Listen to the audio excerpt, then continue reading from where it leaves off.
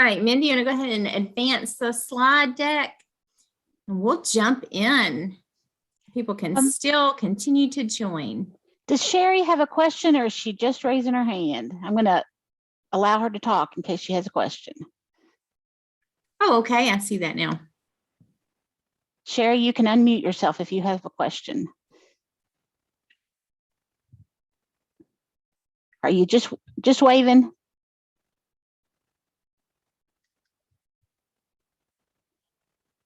Okay, I think you're just waving, so I'm going to change back your permissions. All right, we'll get you moving now. All right, thanks, Mindy. All right, well, welcome everyone to week 2 of the Big Blue Book Club. And so we are diving into part 2 of The Less People Know About Us, a mystery of betrayal, family secrets, and stolen identity. And I think part 2 is letting us know what some of that betrayal is, those family secrets. And so we're going to dive a little deeper into that today. Again, if you are new this week live, welcome. If you're joining us on the recording, we're so glad that you are watching. I am Dr. Nicole Huff. I'm an assistant extension professor at the University of Kentucky, and I am the extension specialist for family finance and resource management. And so I'm going to be joined by a special guest here in a moment, and I'll introduce her, not a stranger to many of you. And then, of course, next week we will be joined by the book's author. So we hope you'll join us again for week 3. But in today's session, we're going to be talking a little more about some of that financial despair, of identity theft and fraud, and how do we prevent that from happening to us? How do we protect ourselves as consumers? And then what happens to our credit when it's ransacked? Now ours may be affected differently than Axton's was, but what happens and how is our credit affected? All right, so next slide, Mindy. Okay, so last week we talked about family dysfunction. Those themes are very much still present in week 2, but today we're talking about, again, financial despair. And then next week, we'll kind of wrap it up with part 3, and we'll have a presentation by the author and some Q&A time with Axton. And so get your questions in. You can use the Q&A feature. Today, you can use your evaluation, you can use book club, lots of ways to ask your questions for the author. And we may have some spoilers today because we do have some hints in part 2 as to kind of that who is the antagonist in our story. All right, next slide, Mindy. All right, we had success last week with Menti. And so if you have your tablet or a computer and you can pull up another window, go ahead and snap a picture of the QR code or go to menti.com. And so if you have your camera, you just point it to the QR code and click the link. If you pull it up in your browser, you can go to www.menti.com and enter the code 8602991. And so we will be using Menti today to just allow us in a big group to talk more about the book. And then Mindy has added that into the text chat if you need it. All right, so we're going to try to see, so if you're logged into Menti, go ahead and type in what stood out to you from part 2. So what are some of your big thoughts on part 2?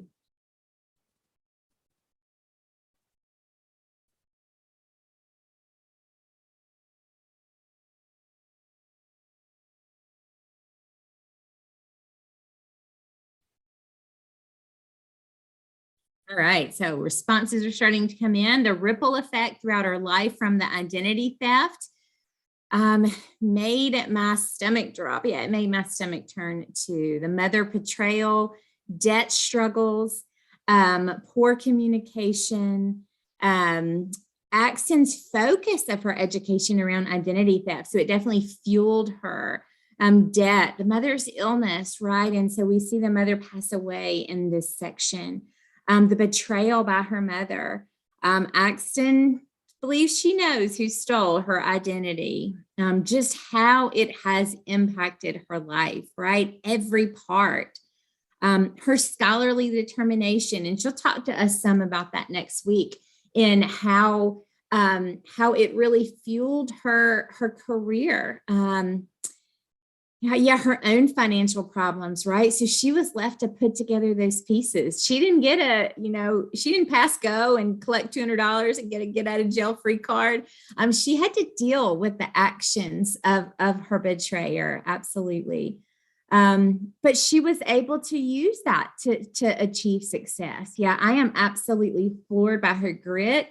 And how she was able to persevere and be resilient. I'm not sure that I could. And it's really hard. And so that's something I hope she'll talk to us about, is how she was able to just rise above her circumstances and live life differently.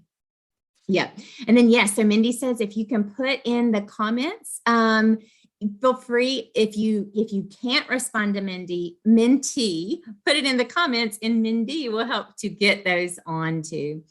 All right. Yeah. Pathological liar. Her situation is embarrassing. It's not personal, the mom would say. Secrets. Yeah. All right. You can go to the next slide. Right, so this is the part of part 2, and this was the last part of part 2, but it's where the first time I read the book, it was last summer, and I was by the pool, and I was reading it for a class that I was teaching in the fall, a consumer economics class. And I had met Axton by this point, and I said, "Oh, I have your book. I'm planning to read it this summer." And I did not know anything about her story. And so when I read this sentence, this was the part where my stomach just turned. But the episode stayed with me. And this was the milk episode, if you recall, where her mother was going to make her drink the milk to prove that she did or didn't have that food allergy. So Axton says, the episode stayed with me. I had learned that my mother would do just about anything to contend with the perceived slights of the world. She would even cause me pain. And I can remember I was by the pool. It was a summer read. And I remember going, no, and my stomach turning. So next slide, Mindy. So I'm curious, when you read this part of the book, what went through your mind when you read this final sentence of part 2? So type that in. Like, how did you feel when you got to this part of her story? And if you're on Minty, you can just click next question and it should advance. Yeah, so much abuse. So much abuse. It was so sad. Pain. How could a mother do this? Yeah, it was just heart-wrenching. It was horrifying, right? Right, horrifying. That first thought, like, is the mother behind this? Despair. Yeah, especially for those of you who are a parent or a grandparent. And if you're not, but you love and you love others unconditionally, this is so hard to stomach, right? Yeah, that mom needs help. Yeah, it was so absolutely heart-wrenching. It was. And so, but we know that Axton doesn't stay there, and she'll talk to us some next week about how in some ways she has never escaped her story, because as a grown woman, she's still talking about her story and reliving her experience. But she has found resilience. And so we'll really talk in next week and hear from her as to how she was able to find resilience. Let's go on to the next slide, Mindy. And so, all right, so while Axton's story is different, okay, and so she suffered identity theft at the betrayal of someone she knew and loved. All right, so most cases are not like that. So I want you to guess right now, in 2021, how many fraud cases do you think were reported in Kentucky last year? So let's take a guess. So just take a guess as to how many fraud cases you think were reported in Kentucky last year. So we're gonna shift gears a little bit and kind of talk about how this could hit close to home. And so some of us may have had financial betrayal in some capacity in our lives, but many of us may not have. So what we are going to talk about is, well, how prevalent is fraud and identity theft, and what can I do? All right, so the correct answer here is actually D. 25,082 cases of fraud were reported in the state of Kentucky last year by the Federal Trade Commission. All right, so the next question, Mindy. All right, so of those 25,000 cases, what was the total amount of money lost to fraud in Kentucky last year?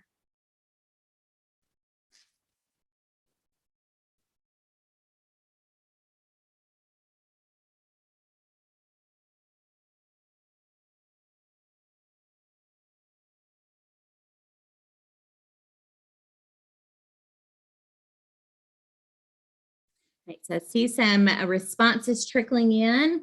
And again, this is just a guess because fraud goes underreported. And so these are just reported cases of fraud and then a reported amount of money lost. And you caught on from the first one, it is D, $30 million. That is just in the state of Kentucky was lost to fraud in the last calendar year.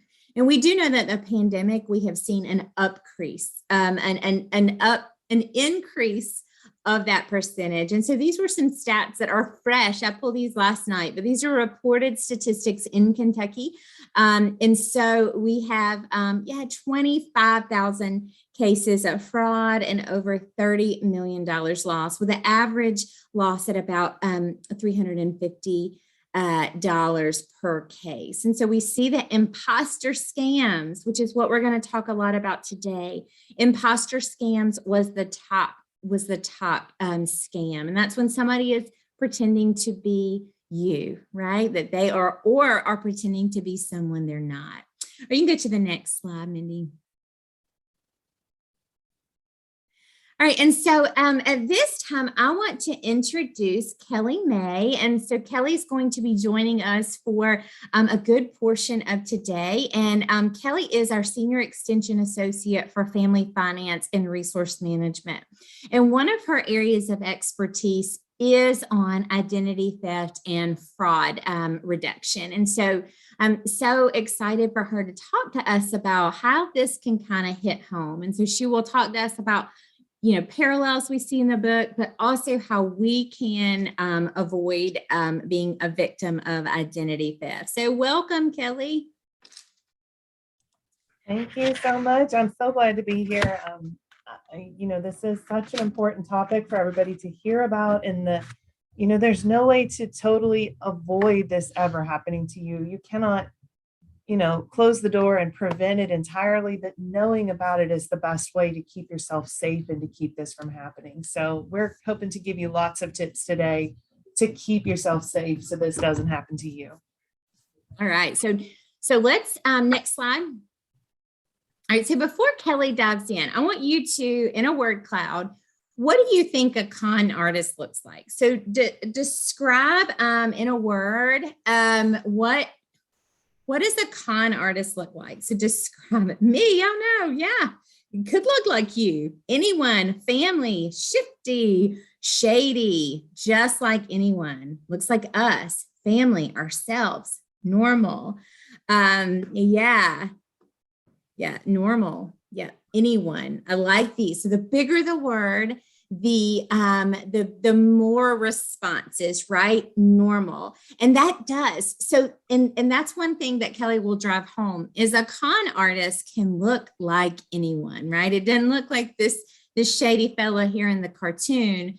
That most con artists look like me and you, everyday people. And that is what makes fraud detection so hard, is that we can let our guards down, because oftentimes, a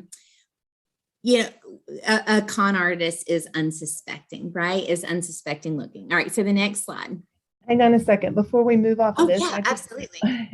I want to say that we sort of tricked you a little bit by putting this picture on here. I'm seeing a couple words like shady and shifty and beady-eyed, and so we have that perception that this is a sneaky person doing sneaky things, and as Axton said, it's somebody who is being very mean. In the first section, she talked about how mean this person was being. But you can't tell by looking. And the con in con artist stands for convincing. So they're very convincing, and they don't look like the picture. They look like anyone. The biggest words are me, normal, and anyone, and ordinary. And so it is just, regular people. It's just having a little bit of healthy skepticism is a good way to protect yourself. Yes. So if you don't have the QR code, just type in menti.com and use the code 8602991. If you don't have that QR code, you can go to menti.com. I know somebody put in the text chat that they needed that. And that is such a good point. With that, con stands for convincing. And so that is such a good reminder. All right, so Kelly is going to talk to us about this in just a moment, but I want to test your knowledge. So what are some red flags of fraud or scam?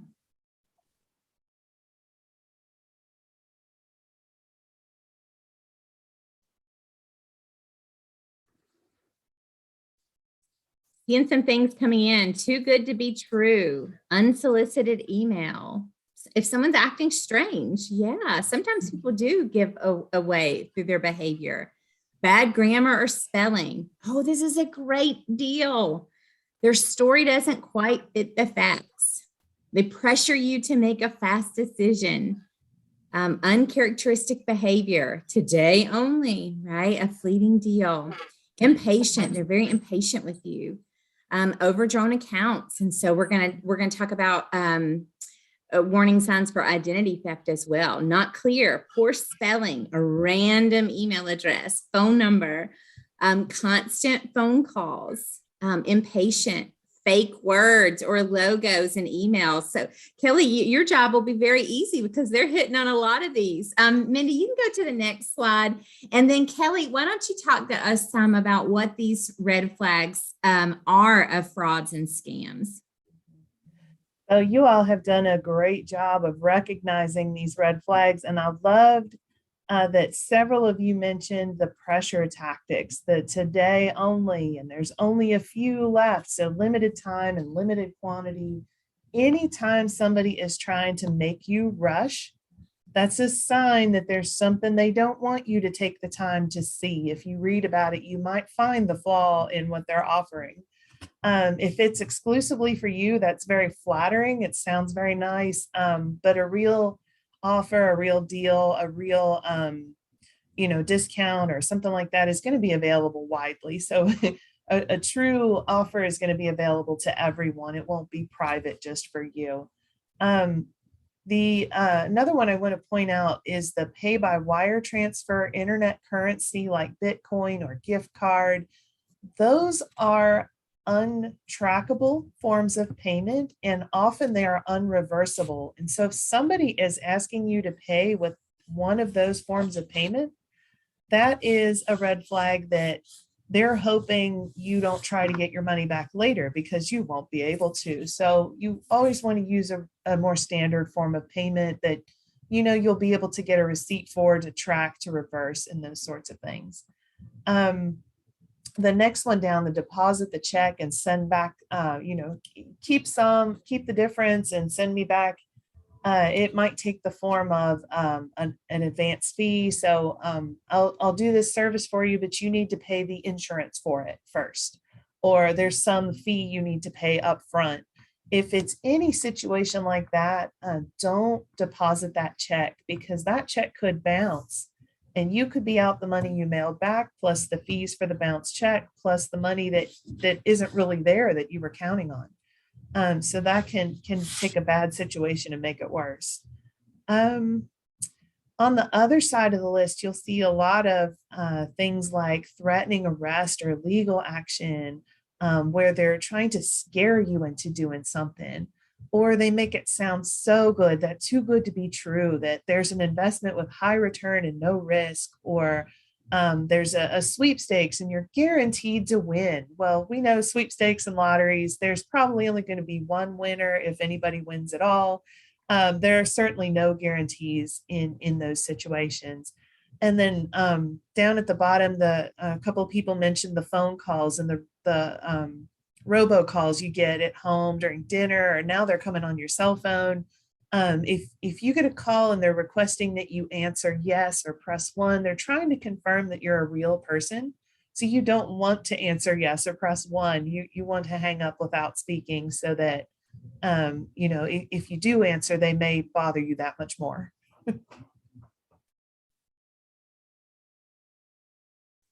All right. So with these, so say again, anyone can fall victim, right? Because con artists are so convincing. So if somebody were to steal your identity, so now take a moment and type in, how do you think they could use your information? So how could an identity thief use your information? And we absolutely saw this in our book. So I'm seeing get credit, steal your money, apply for credit, to open accounts in your name. Personal information used to guess passwords. Yes. Steal your money, healthcare fraud, take out loans in your name. A tax refund. And you guys, I believe I mentioned this last week, and on our Money Wise. And so that was something my family has dealt with unemployment insurance fraud this year, with somebody filing a claim in my husband's name. Getting loans, hotel rooms, any kind of purchases. Seeing a lot of credit cards, stealing money, using your accounts. They could go on a vacation. Yes, they could. Take out loans. All right. So Kelly, talk to us about, and you get to the next slide, Mindy. So what are some ways that we know of, but what are some ways that we may be overlooking that a thief could use our identity? And you all mentioned most of these in that scrolling word cloud just a minute ago. So withdrawing money or stealing your money from your bank account, opening new credit or utility accounts in your name, just simply using the card to make purchases. So going online and shopping, entering that card number and buying a bunch of stuff. So you could see things show up on your report that aren't yours. Somebody mentioned medical services, and tax benefit payments, and since COVID and people have been receiving more benefits and special payments that way, there's been a huge increase in fraud because the scammers know to go where the money is. So if there are more benefits being issued, then they're going to find a way to claim some fake benefits in their own name. So they're very clever.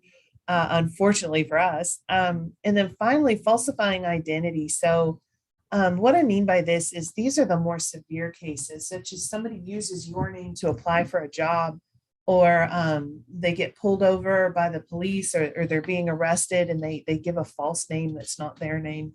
And there's even a form of identity theft where the con artist will take bits of information from several different people and make a whole new persona that they then use to try to purchase things or pretend to be this new person that doesn't even exist. So we have a question, and you can answer. We'll come back to the Q&A here in just a moment. But for right now, if you'll answer this, what are some ways that you can reduce your risk of identity theft? And so you can go to the next slide.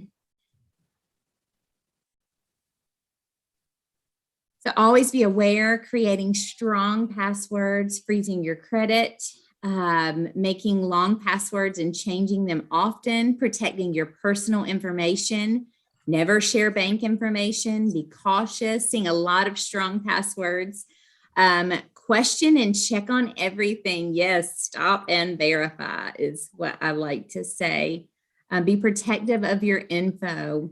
And while people continue to type, but there was a question, Kelly, and you can tap on this, but this was in the text chat or in the Q&A. How does the chip placed on your personal accounts keep us extra safe. And I think you're going to talk about this in the next slide. Mhm. Yeah, I'll let these go for another minute. Yeah, never give out social security information, vigilance, thinking through your purchases, shredding documents, don't answering unknown numbers, right? Being cautious. Yeah, these are good. All right, so talk to us about that. And so I know that that you're going to talk about the chip here too. So the question came up with the card with the chip and pin. And so this is to help protect you from people who are trying to use skimmers or steal your information through a data breach. So the chip is just an extra precaution. Instead of using that black bar on the back, the magnetic stripe, it goes through a different process to verify your information. And so with the two-step process of the chip and entering your PIN number, it's just a little bit more secure. So that information's not just with the magnetic swipe, it's going over the Wi-Fi, which hopefully is secure. But if somebody has hacked the Wi-Fi or somehow gotten in through a data breach, that makes your information more vulnerable. So the chip and pin is just a little bit more secure than swiping your card the old-fashioned way. So the other three shapes in that left side of the screen are sort of how to avoid identity theft from a physical standpoint. Like if you retrieve your mail promptly, somebody can't steal it out of your mailbox. And if you have old information that you need to get rid of, don't just put it in the trash. You want to shred it so that somebody else can't get a hold of it. And then filing your important papers, don't leave these things all over the counter so that Joe, the utility guy, comes in to work on whatever you've hired him to do. And here's all your credit account information right here on the counter because you haven't gotten around to paying that yet. So just a kind of an awareness of what you have out there and what you're doing with it. So, clean that up and put it away somewhere safe and secure. And then on the other side of the screen, we've got things like create strong passwords, which a lot of you mentioned, and use secure Wi-Fi and look for when you're shopping or banking, look for HTTPS, and don't do your shopping and banking on public Wi-Fi. So if you go to the coffee shop or the local restaurant and they have free Wi-Fi, that's probably not the time to update your bank account because their Wi-Fi might not be secure and it's hard to check whether it is or not. So it's better to do those things at home on your network where it's password protected. And then considering social media posts carefully is just another way to protect yourself so that somebody can't get all the facts about you to figure out, if I'm going to pretend to be you, I can get a lot of your details right off your Facebook page. Or, if you're posting that you're on vacation, is that inviting somebody to come take something from your porch because they know you're not around? So just think about what you post and how somebody might be able to use that. In the middle of the screen, we've got this little icon of a person who is protecting him or herself. And this person is going to do three things. So we make it 3 easy steps. You want to shred your information and do all of these things to protect yourself, like strong passwords. You want to monitor your statements. So look at your credit card statements and all of your other bills and make sure that everything on there is information that you actually did yourself and chose to do, and that none of it is strange and unusual. And then finally, check your credit reports and look for those same things. Make sure that there's nothing on there that wasn't something that truly was you. Right. And so before we move on, I'll ask you 2 questions from the chat, but I also want to comment on this social media post. This is, again, I think people really underestimate this, right? Because we think it's so fun to do those little quizzes. What states have you been to? What's the name of your first grade teacher? Who was your favorite pet as a child? And what we do. And while it is fun to reminisce about those things, we are sharing those intimate details of our lives, that small little nuance. And I try to tell my own mother this all the time on Facebook. I'll see her answering a silly quiz and I'm like, Mom, you cannot do that. Everybody does not need to know the street that you lived on as a kid. Like these are not fun quizzes. They are phishing schemes. And then when they go viral, or when you comment on something, you are exposing yourself. And so I love that tip. All right, so Kelly, so some questions that have come in for you. At the gas pump, when using a debit card, is it safer to enter a PIN, or is it okay to bypass PIN? It's okay to, the PIN is a little bit of an extra protection for you. Part of that has to do with the merchant and how it affects them, how they pay for the credit card transaction. So they may be offering the option because they don't want to pay the fee for it. So there may be a double motive for that option being available, but using the PIN is fine. That might be a good way to do it. Or you could take your card to the window where the person can swipe it for you, because there's probably less likelihood of there being a skimmer, which is, I didn't explain what a skimmer is, but it's sort of a device, I guess you'd call it a device, that goes over where your card goes in, or it's a little chip that they insert. So it's something you can't tell that it's there. So it's very small. Our computers have gotten smaller over time, and so have the scamming devices. And so they're able to slip this technology onto the gas pump without anybody seeing, and it will record all of the cards that are shoved into the machine. So the ones where you actually insert the chip end of the card that use the chip are going to be a little bit more secure than the ones where you swipe. You could always pay at the window too, if you're really worried about it. I tend to use pumps closer to where the attendant is, because it's less likely that somebody has stuck one on there. But I've also seen videos where those skimmer devices can be placed in stores, and basically any card reader could have one on it. So just we're in a magnetic stripe or a chip and pin world. We use credit or debit for everything now, but just keep that in mind as you use your cards. Was there another question? Yeah, there was. And so about the secure Wi-Fi, someone asked, is HTTPS more secure than just www? Okay, so the S in HTTPS does mean secure, and sometimes you'll see the little lock, the little keypad, old-fashioned lock on the other end, and that means that the site is secure. But if you're, let's say you're shopping and there's a checkout screen, and it's going to have a couple of windows before you get to the end where you actually pay, right? You want to make sure that the HTTPS or that lock symbol shows up on each page as you go through. So you'll put in your address, and then you'll check your card again and make sure it's the right quantity. And then you'll put in your card information, and then you'll probably submit. So that's, if that's the scenario, there's at least 4 screens. You want to make sure it's secure all the way through the transaction, and that there's not unprotection in the middle between those steps. Now, once you've checked it, for if it's a site you use all the time, if you've checked it once, just that site is fine. It's when you start using sites that you're less familiar with that you should be more careful. Kelly, I've gotten a question that's come in by text. What about when you tap to pay? Is that secure or not secure with your credit card?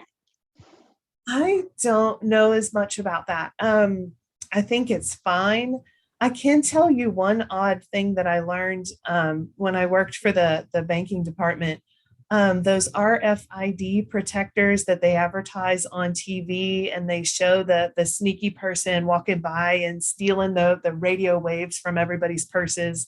That is a very unlikely situation to happen. That is a thing, and it could happen, but you don't really need an RFID protector in your wallet. That's not as common as the people who are selling those like to make it look. And then one more has come in. So I always thought it might be better to use PayPal instead of putting my card number in all those sites. Is that true, or should I stop doing that? I don't know that PayPal is any more secure. I think depending on how you use PayPal, there could be a difference. So PayPal is basically a money transfer company. So they are taking money from one place and putting it in another place for you. if you are holding money in your PayPal account, I would be wary of that, or at least check it often, because then it becomes more like a deposit account where you're holding money in there, and it's not meant to be a deposit account, and it doesn't have deposit insurance. So if something happens to your deposit account, you don't have recourse to get that money back. So with PayPal and Venmo and all those other services like that, just be cautious if you're storing money in there, because it may not be protected the same way as a bank account would be. And then we had another question, if you can discuss the difference between safety in using a credit card versus a debit card.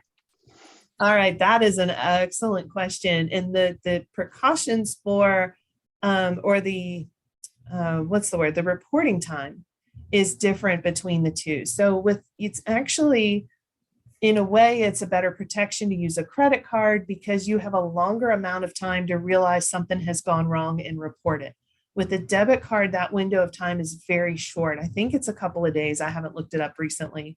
With a credit card, you have, I think, around a month or more. So you have more time to check your statements and make sure nothing strange is going on there. So when I shop online, I prefer to use a credit card over a debit card because I know I have that little bit more security protection just on the side where if I need to report it, that's when that protection comes in. I don't know that one is safer than the other as far as the magnetic strip or the chip and pin or any of that. There may be a difference for the vendor in how they pay for the service, whether you use debit or credit. So they might push you to use one or the other because they pay fees for that. But that's different than protecting you from scams and frauds. And then the last one, is it wise to create an account to check your credit card online? I'm not sure what that means. So have an account for each of your credit cards to check them online to make sure that everything is correct. A reconciliation account. So to go online and check your statement and that sort of thing. Mm-hmm. Yeah, absolutely. It's good to check your statement no matter how you do it, whether you get it in the mail or whether you get it online. I think sometimes we're tempted to get less mail on the counter, which in a way is good because then you don't have these documents sitting around, but it's not good if we forget to check our statements because we have to go online and do it. So I still get mine in the mail and I hate having all that paper sitting around. And that's another step to have to go and clean it up, but it reminds me to always look and to make sure I've checked that. But you can certainly do that online, and with the apps and things available now, it's easy to do. Yeah, that's a good one. And the monitoring, I think, and we'll talk about credit reports here in just a moment, but the monitoring your statements and monitoring your account so that someone doesn't slip something in, I think is one of those key things here. These are fantastic questions, and we'll get to as many as we can today. But if you think of more, again, you can submit those on Facebook. You can submit those at the end here of today's session, and you can also submit those at the eval. So Mindy, let's move on to the next slide. All right, and so we've talked about a lot of these right now, Kelly, but I want you to just kind of recap. And this is some things that we saw really come up in the book, these warning signs of identity theft. So not just a fraud, but that something more may be going on. Can you elaborate on some of these things? Yeah, I went through this list and I compared it to my notes on the book, and Axton had almost all of these warning signs. Of course, her identity theft happened so long ago. First of all, it wasn't even written into the law until later in the story. So it was happening so early. It was before it was even something that could be prosecuted as a crime. Also, she was so young, and it's understandable that she wouldn't have realized that these are warning signs. So it was warning signs for a crime that didn't exist yet. And by somebody who was too young to maybe even realize how much of what she was seeing. Of course, she looks back now as an expert in identity theft, and I'm sure she can see these red flags or warning signs. But definitely they had the withdrawals or purchases they can't explain. For them, I think for Axton, it was more of a non-payments that she couldn't explain. So in part 2, it was the school loans. She thought her school loans were being paid for. And here it was these balances that were showing up that weren't paid. The second one, not getting expected bills. So early in the story, they talked about those missing magazines. The dad had the farming magazines with the mules and the different animals that he wasn't getting. And then there was mail and bills that were missing. And the one day the post office or the police came up with a box of mail that showed up somewhere strange. So all of that is a warning sign listed here. Suddenly getting unexpected bills. I recall there was a gas bill for a property in New Corridon that the family didn't even own. And so that is exactly the example of what that's talking about. Calls from a debt collector about a debt that isn't yours. And it broke my heart to read those examples of that. Once Axton checked her credit report and found out what was going on, it was like it opened that floodgate where everybody's like, hey, I want my money back now that you're paying attention to this. And they all started harassing her and asking for more information. They were trying to collect this money that were for things that she didn't even apply for. Merchants refusing your checks. I think back to the mom's bounce check, or the police officer saying there was the check deception at the Portland Walmart, and she was an anti-Walmart. She didn't like that store. So that was certainly unexplained. And then there's a couple here that I don't think Axton really talked about, although I don't think it was in part 2. I don't think it's a spoiler if I mention in part 3. It's probably not a surprise that there were also tax issues as well that they discovered much later. I don't know that the IRS notified them until after they started working on it, but they definitely found issues there. And then one more that's not listed here is when the utilities were turned off for non-payment. That's certainly a warning sign and in a very scary situation. Yeah, these are things to look out for. So like I told you that you all, that is our first sign when we received a tax statement in the mail that we had received unemployment insurance benefits that we had not received. And so if that has happened to you, we can absolutely send you information for how to correct that. And I will say all of the information that we're talking about today, we will send out 2 publications that we have here in Extension that Kelly wrote that covers all of this in more detail, including how to report fraud, which is so important. And so that will come out in the email that comes out with the recording of today's webinar. So if you are registered, you will get that information. Okay, so the next question, have you checked your credit report in the past 6 months? And so we asked this last week. We want to get a little specific. Have you checked your credit report in the past 6 months?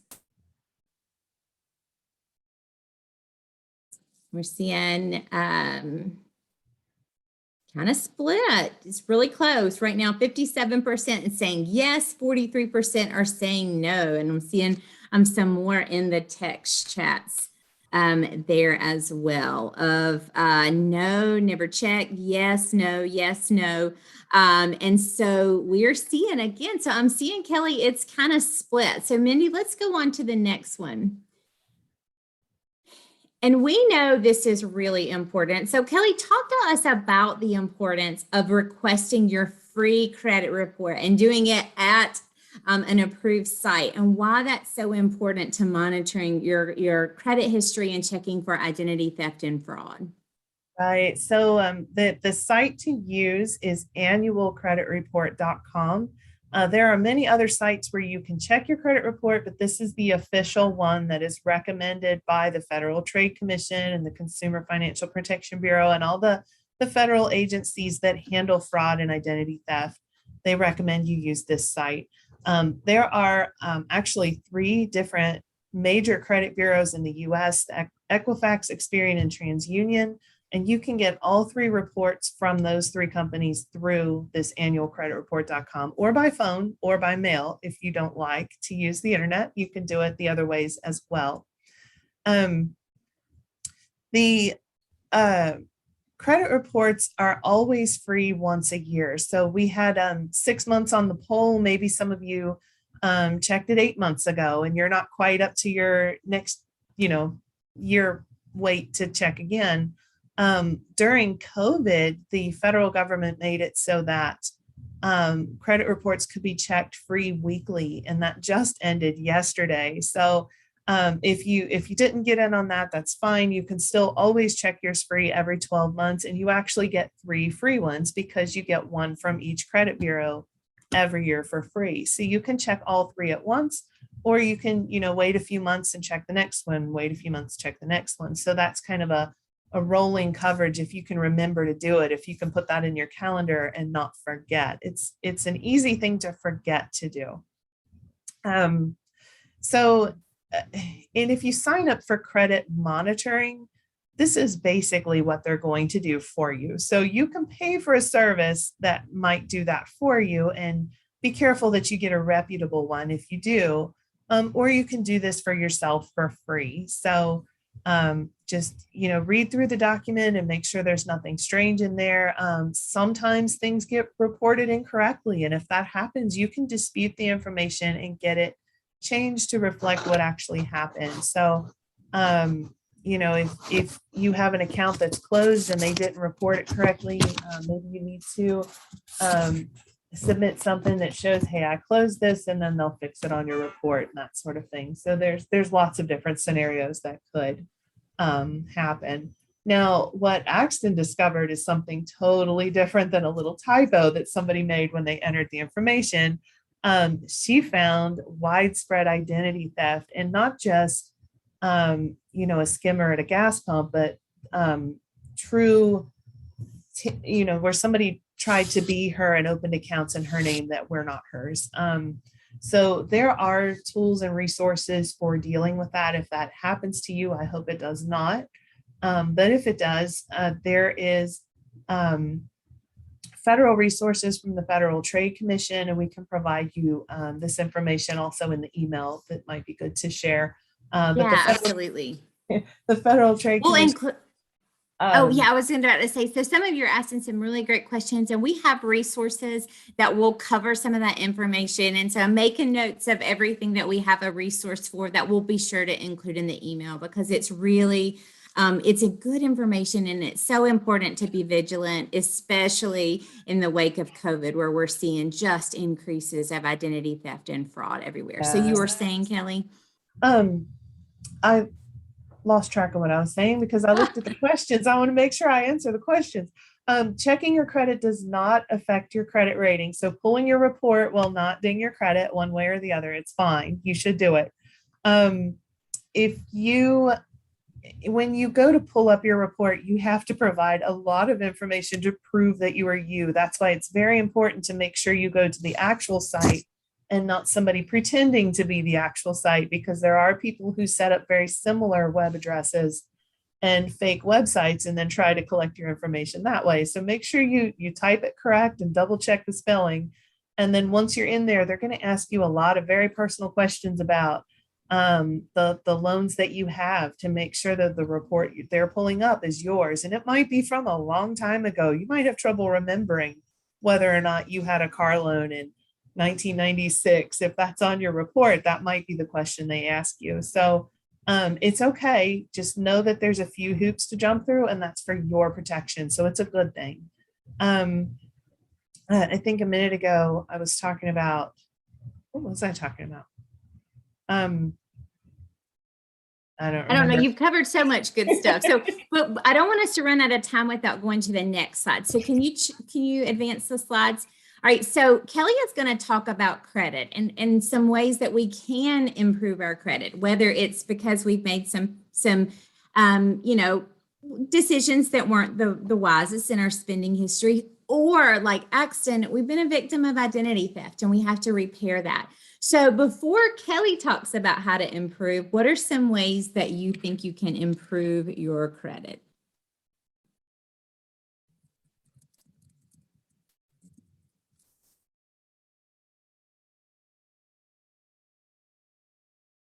So I'm seeing responsible credit card use, paying down your debt, making on-time payment, paying bills when they're due, canceling old cards, and Kelly will mention this, don't co-sign. And that is, if you do co-sign, you are responsible. So it could help your credit if you need a lift, but it could also hurt your credit if you co-sign for someone that's not responsible. Paying it off right away, paying it on time.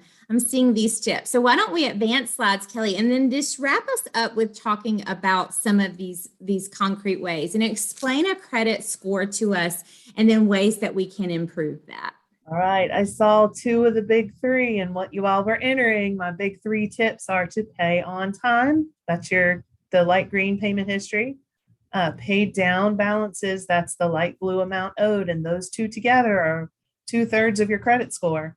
And then the third one is avoid new debt. And so I saw a couple interesting comments, both in the chat and on the Menti, about if you close a credit account. Somebody was recommending that you do, and somebody was asking, does it hurt your score if you close an account? And the person who answered yes negatively for a period is correct. Closing an account can actually ding your score for a short time. However, if that's part of your length of credit history, so that yellow 15%, if you keep your accounts open for a long time, it gives you that history to show the responsibility over time. So they want to see that you've had different accounts for a long time and that you've been able to keep them open without something bad happening or you losing control and not taking care of things the way that they expect you to. The reason why it could go negative for just a second if you close an account is sometimes accounts are closed by the companies because people have not been responsible. Another one of the tips for having a good credit score is to be responsible. If somebody was not paying their bills on time, they were not paying back balances that were owed, the company might close the card. So that's when it's a negative situation. However, the mathematical algorithm that they use to calculate your credit score doesn't know whether it's the company closing the card or you closing the card. So it's going to react that same way, whether it's a positive close or a negative close. So it's going to be brief. If you need to close the account, do it. And the other way to help that yellow portion of the pie chart is to only apply for credit if you think you're going to get approved. Don't go applying for a whole bunch of things. If you know your situation's bad and you're unlikely to get the credit, don't be putting in all these applications that then get denied, because that'll show up on your report and not look so good.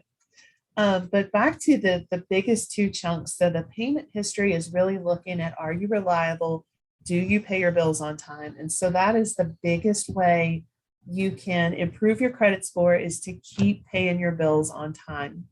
If you have been in a situation where either you don't have credit, you are what they call credit invisible, you just haven't built any, so you've never had credit, so you don't have a score yet. Or if you have had credit and it has not gone very well and you want to rebuild, improving your payment history is the way to go. Now, if you're trying to improve your credit, just getting rid of all your loans and cards, it might feel good for a while that you're not tempted, but it's not going to help you build your credit. So not having credit is not going to help you build credit. You have to have credit to build credit. So you have to be able to show that reliability and that you have restraint. So restraint is shown in that light blue, the amount owed. So what they want to see here is that you're not going to max your card out. They want to know that you are able to have this money available to you, but you won't be tempted to go ahead and use it all every time. You can use just a little bit and pay it off, and then next time you'll use just a little bit and pay it off. So they're looking at how much you have available versus how much you're actually using. The other two darker colors at the top, the new credit 10% and the credit mix 10%, that's looking at, how often are you opening new cards? Are you going into a store and getting tempted by the 20% discount and opening the new store card? That might not be the best idea. It might ding your credit that you've opened a new account and then you have this additional account that gets counted, and then the percentage that you're using of that credit limit, which usually those store cards are a small credit limit. So you're going to use a larger percentage, and that's going to affect your amount owed, that 30% in the light blue. So it all factors in. And real quick, I want to mention that when you pull your credit report from annualcreditreport.com, it is not going to include your score, and that's fine. Because you're not checking your score, you're checking the facts behind the score. You're checking your report and your history of what you have done. It will show all of your payments and whether the payments were on time. One of the three, the formats are slightly different. I can't remember which is which, but one of the three even has little check marks that are red or green that show, you know, if this one was late, it'll be a little red check mark and it'll show how late. So they also look at, you know, if you do miss something, pay it back right away. Don't wait a long time, because they look at how long it took you to get back on track. Often I get asked about hard and soft pulls. That will show up on your credit report too. A hard pull is when you try to open a new card. So if you, not just card, any credit account. So if you are, say, shopping for a car loan, there is a window of time for the very big purchases, a car loan or a house loan, a mortgage, where you can check a couple of places and it will count as one hard pull and not 5 or 6, because they want you to be able to compare to get the best rate. So you might want to have your credit pulled by your bank and the car dealership and the credit union you use. So you might want to get 3 offers and have them all pull your credit, because they won't give you an offer until they know what they're offering on. And y'all can be entering your final thoughts while I finish this final thought of mine. But the hard pulls will count against your score. The soft pulls, what they call soft pulls, will not. So those are the pre-approved credit offers you get in the mail, all that junk mail you get that you need to shred. Don't just leave that on your counter, because somebody could fill that out and change your address and you'll never know unless you check your credit report where that new credit card that's not yours is going.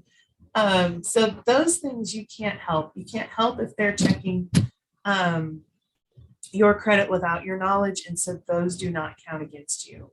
So I hope I've answered a few questions. I'm surprised we didn't get as many questions on the. Well, we have some that we're banking, and this is always a topic that we run out of time when we present on is credit. And so we are saving the questions. If you have questions, you can enter them here. And Mindy, if you'll go ahead to the next one, please. So we have the QR code for today's evaluation.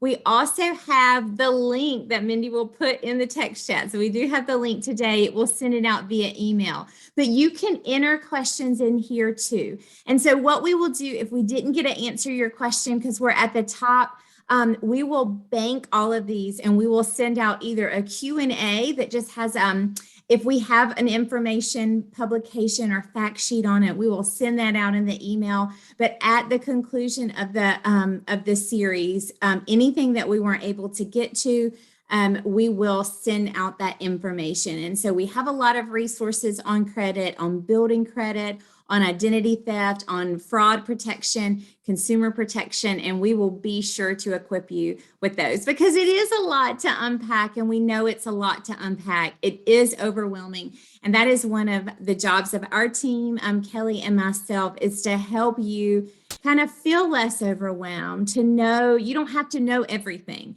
You just have to know where to go to get the information that you need. And so that is part of our jobs. We are so thankful that you joined us today. We look forward to you joining us next week when we will have a final Q&A and a presentation from Dr. Betz-Hamilton. She will be here to kind of talk about her experiences. She has some Kentucky connections that she'll be sharing with us, and she'll also answer some of your questions. And so definitely leave those, take time to fill out the evaluation, and we look forward to seeing you back next week. So thanks so much, everyone. Thank you.